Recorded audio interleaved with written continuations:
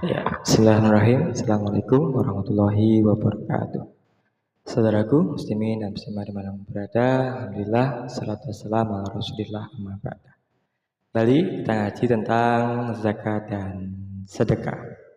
Pada kesempatan yang berbahagia ini, ada satu latar belakang solusi terkait dengan kemiskinan, karena baru-baru ini Bank Dunia merilis menyampaikan informasi terkait dengan banyaknya jumlah penduduk miskin di negara kita tercinta. Bahkan konon kabarnya adalah nomor 2 terbanyak penduduk miskinnya di dunia ini, setelah nomor 1-nya adalah negara Afrika, Zimbabwe.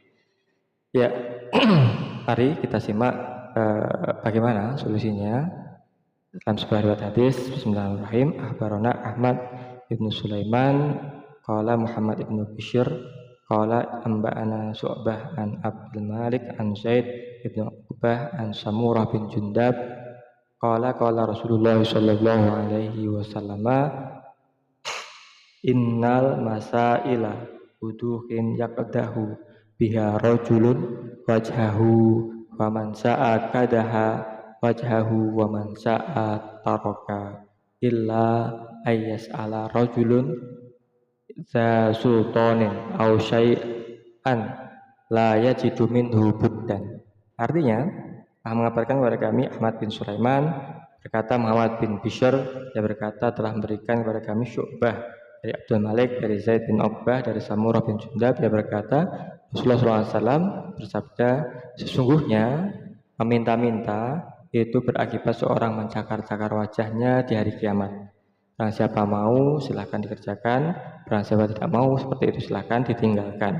Kecuali jika seorang meminta-minta pada pemimpinnya, pemerintahnya meminta sesuatu yang harus ia dapatkan. Ya, apa yang bisa kita petik hikmah dari sini? Benar. Pertama, pada siapakah orang miskin, rakyat miskin di negeri kita ini boleh meminta, yakni benar kepada penguasa, kepada pemerintahan. Nah, ini diamanatkan dalam Undang-Undang 45 bahwasanya fakir miskin dan anak-anak terlantar dipelihara oleh negara. Pasal 34 ayat 1. Dan perlunya kita sebagai upaya untuk menahi tata kelola tentang bagaimana mengentaskan kemiskinan ini adalah mendengarkan dan juga mengidentifikasi secara online, secara digital, siapa saja sih warga saya yang miskin, berapa jumlahnya, berapa pendapatannya, dan bagaimana kira-kira cara terbaik untuk mengentaskannya. Masih banyak ternyata warga kita, saudara kita yang miskin, terjerat hutang, yang pengangguran.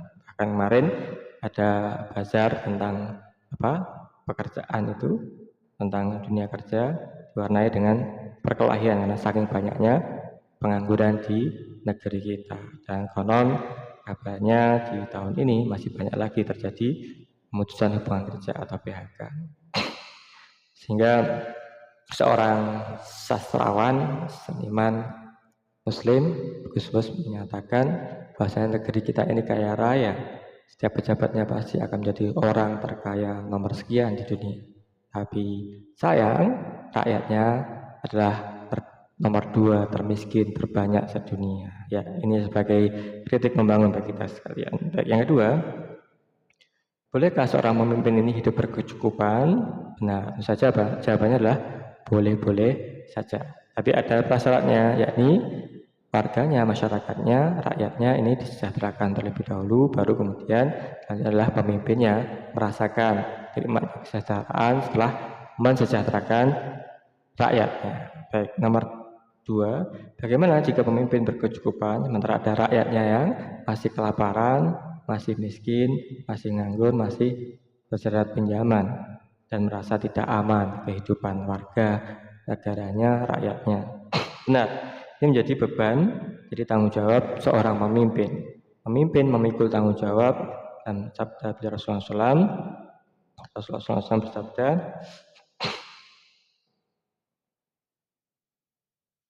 qala Rasulullah SAW yaqul man wallahu Allahu azza wa jalla syai'an min biruka bihi sami'tu Rasulullah SAW yaqul qad wallahu azza wa jalla syai'an minal amri muslimin fahtajaba duna hajatihim wa khallatihim wa faqrihim ihtajaballahu duna hajatihi wa khallatihi wa faqrih.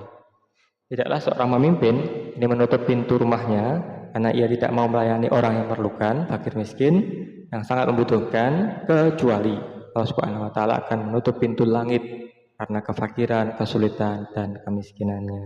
Ya. Dan riwayat yang lain yang ketiga, Ibnu Umar berkata, setiap kalian adalah pemimpin dan setiap pemimpin akan dimintai pertanggungjawaban atas rakyat yang dipimpinnya. Kullukum ra'in wa antum mas'ulun an ra'iyatikum. Imam atau kepala negara adalah pemimpin yang akan dimintai pertanggungjawaban atas rakyatnya. Jadi apabila ada rakyat membutuhkan, rakyat meminta, berikan aspirasi, maka ini harus didengarkan, kemudian dicari solusinya sesuai dengan kemampuan pemerintah saat ini. Saudaraku muslimin dan muslimat dimanapun berada, adalah upaya kita bersama-sama dalam undang-undang disebutkan bahwasanya fakir miskin dan anak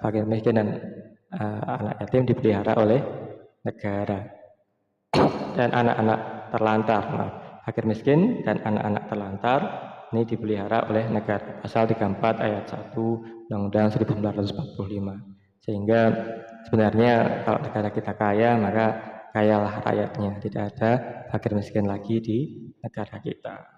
Saudaraku muslimin dan muslimat dimana berada, semoga manfaatnya.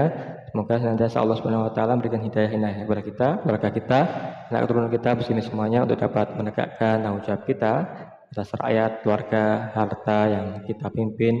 Amin ya rabbal alamin. Terima kasih. Assalamualaikum warahmatullahi wabarakatuh.